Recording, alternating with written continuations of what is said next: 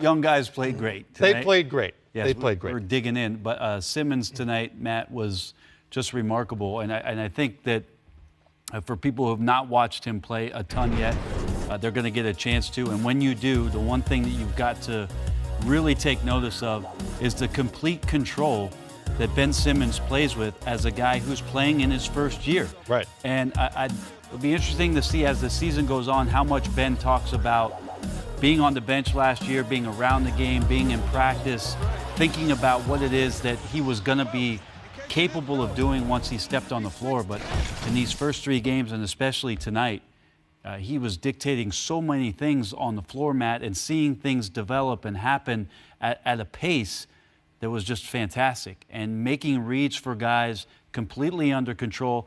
You mentioned it. He's a little bit right now like what we're seeing out of Giannis in terms of not forcing shots that maybe you can't make. Sure. Yeah. 8 of 11 tonight, no threes. Right. Getting into the lane, creating some sort of motion within the offensive sets to set up opportunities where he differentiates himself. Obviously, his incredible passing skills.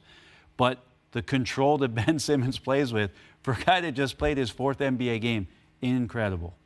Talk to me a little bit about defending him and how much his size and his ability to dictate what's happening on the floor screws up everybody else defensively. You're 6'7". Ben Simmons is 6'10", out there running point. I think the thing that will start to rear its head for what it is that coaches are trying to game plan against with Ben Simmons, Matt, is that size allows Ben to still make the kind of plays he wants to make basically anywhere on the floor. If he's going to be playing the small forward position, and he has centers, obviously, if there's a switch in those sort of scenarios, he can make that center come out and make penetrating plays to get to the middle.